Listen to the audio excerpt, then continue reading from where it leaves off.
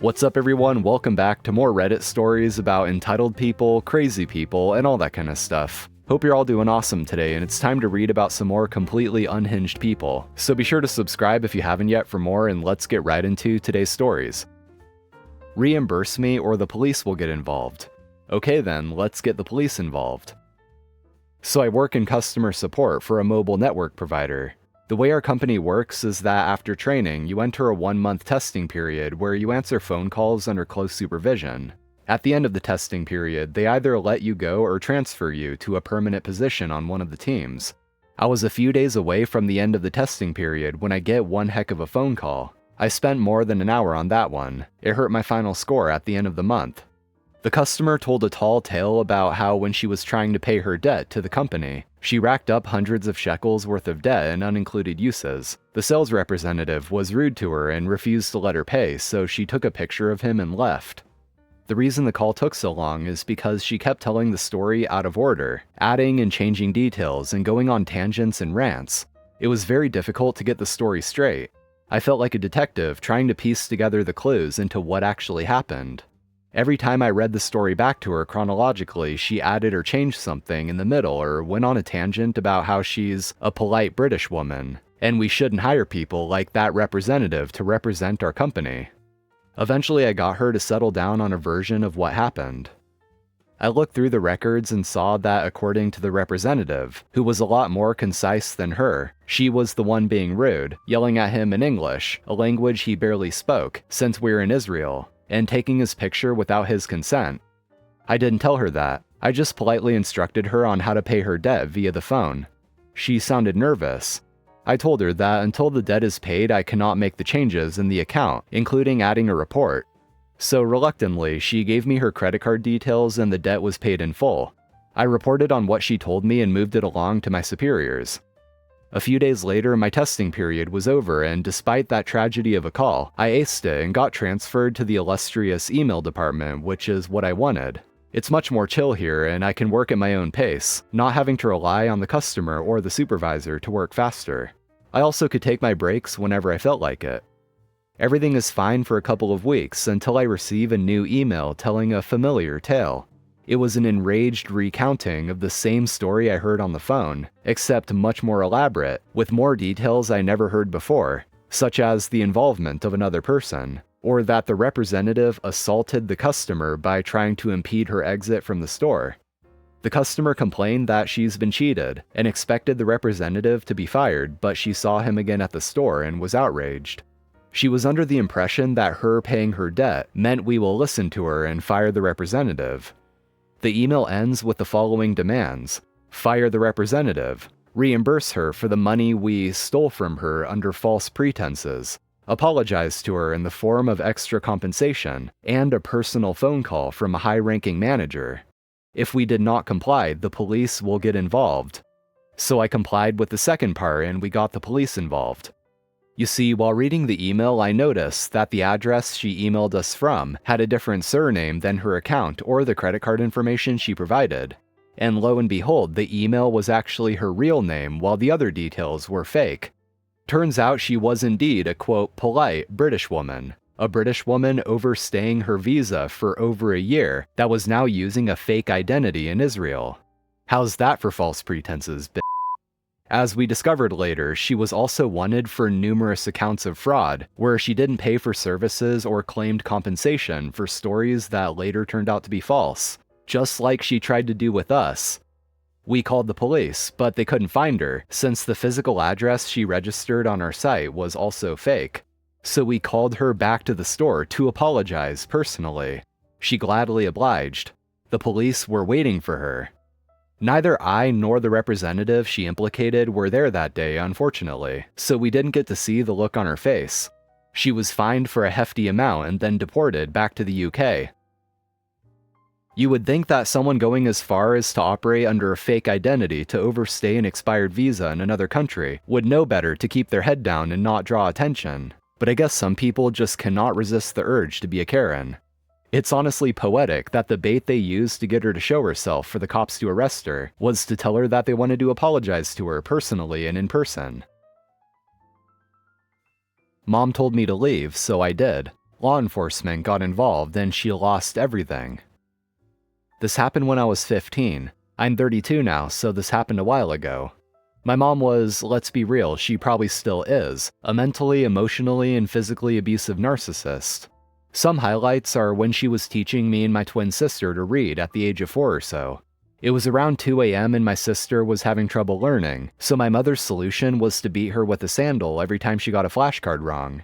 Same thing happened when my mother had me transcribe an essay she had written to my handwriting when I was 7. Every time I started a letter from the wrong position, like starting a capital M from the bottom line, she would beat me with one of her Birkenstocks. When I was 13, I told her I wanted to live with my dad. They were divorced. And she told me she didn't care what I did after I turned 18. I later figured out that this was because the child support stopped at age 18. Fast forward to age 15. Our relationship was understandably strained. We had had guests and she liked to use guests as a way of controlling our behavior through shame. It's easier to be an angsty teenager when your grown-up friends from church aren't watching and judging everything you do. This makes it easier for her to pretend to be a firm and loving mother, all while slipping in sideways comments like velvet daggers. Well, I decided I wasn't going to subject myself to the whole thing and spent the day outside in the woods nearby. We lived in the mountains at the time, so it was less than 100 feet from the house. When I saw our guests had left, I went to go back inside. My mother, perhaps unhappy at being denied a day-long emotional abuse routine, told me I wasn't welcome and that I should leave. My 15-year-old brain heard her words and knew that she only meant for a little while, but it also recognized that she failed to specify any time frame at all. So I hiked a couple miles to a friend's house and asked if I could spend a couple days there. When my friend's dad found out that I was there and why, he was pissed and said that I could stay as long as I needed. I didn't go home that evening or the next. My mom became concerned and contacted law enforcement to report me missing. This is a big deal for several reasons. We lived in the mountains in a national park, so it was a very real possibility that I had been attacked by a wild animal, became injured while hiking, drowned, or been kidnapped. Nobody knew of my mother's abusive tendencies or the squalor and neglect me and my sister lived in. Most importantly, the law enforcement was the local park rangers with which she worked daily for her job. Law enforcement immediately contacted my dad's side of the family to see if I had turned up there or contacted them. They promptly freaked out and came to my house with lawyers on standby. Park rangers then hired dogs to track my scent, and then everyone freaked out because the dogs tracked me to a nearby river, where my trail died because the dogs couldn't pick up any more scent. Over the next couple days, there were people going in and out of my house, rangers, lawyers, my family, etc. Several noticed the overpowering scent of cleaning chemicals like bleach. The house was normally trashed. My mother kept an untrained dog and the carpet was soaked with dog feces and urine. Knowing that rangers and CPS might come around, she did a deep clean of the house before reporting me missing, because she couldn't afford to have them realize what they were walking on. Law enforcement started to canvass the nearby woods and neighborhood. My friend's dad came to me and asked if there was somewhere else I could stay. He told me that he wouldn't kick me out, but didn't want to have to lie to the police if they came by. My friend and I figured we'd just go camping for a week or so, but instead I looked up my dad's side of the family and called, and they picked me up right away. Understandably, everyone had questions. When everyone became aware of what was happening at home, a judge issued an emergency change of custody and prevented her from gaining custody back until she underwent a psych evaluation and therapy, which my mother would never agree to. The rangers, equally horrified, completely shunned my mother and she eventually lost her job. Since she was only allowed to live on the park because she worked there, she was kicked out of her house. My friend's father and the trackers were members of the local community and churches, and they too shunned my mother. She lost her job, her house, her church, and her friends, all because she told me to leave, and I did. Do not leave your luggage unattended. This takes place in late 2001/early 2002, so I'm a little fuzzy on the details. It was just a few months after the 9/11 tragedy and the first time my husband and I had flown since the events of that day. We went to LA for a trade show for the industry he works in, and flew in and out of LAX. Everyone was still nervous about flying, and it seemed the rules about what you could and couldn't take on the plane changed weekly. I think they were saying to allow 2 or 3 hours at the airport before your flight time to check in and go through security. A shuttle service was to pick us up at our hotel and get us to the airport for our return trip. They weren't allowing the recommended time, which made me nervous, and on top of that, they were late showing up, leaving us only about an hour to check in and get through security. There were many people in line to check in and a lot of grumbling around us. Every 2 minutes, there was an announcement about not leaving your baggage unattended, and to notify security if you see unattended baggage. 3 or 4 guys who had been on our shuttle were in line behind us and were going to our city as well, and we all thought we were going to miss our plane. Finally, my husband and I were next in line. Suddenly, here comes Karen, pushing her way to the front of the crowd. She was dressed in a hot pink tracksuit with bling on it and a matching baseball cap. She had a big pink and black leopard print rolling suitcase, a matching tote bag, and 2 matching small suitcases. Several people protested, telling her where the back of the line was. "I don't care, I'm going to such and such. My plane leaves in 30 minutes. I told her, so are we, and we are next.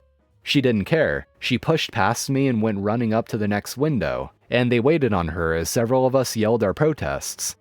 The window next to Karen's opened, so we stepped up to it. I noticed Karen put her ticket into her tote bag, not bothering to step aside so the next person could get up to check in. Of course, she was carrying on 2 small suitcases and her tote bag, because she didn't care that you weren't allowed that many carry-ons.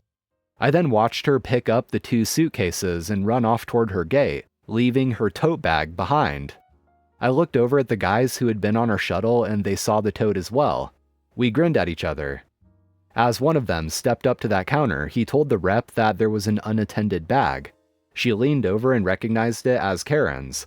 "Oh, I'm sure that lady will be right back for it." The guy said, "But what if she left it here on purpose?" I chimed in, "Aren't we supposed to notify security?" The guy from the shuttle said, "Yeah, that is what the announcement keeps saying." He waved to a security guard who was at the end of the counter just a few feet away. The security guard took the bag and sped off down the hall on one of those golf cart things. As my husband and I were headed down the hall to go through security, we saw Karen racing back toward the check-in counter. We made our flight, as did the guys from our shuttle. We were the last ones to board. Karen did not make it. Karen's giant suitcase made it. I saw it on the luggage turnstile when we arrived home. I have no idea what she had to go through to get her bag back or to get on another flight.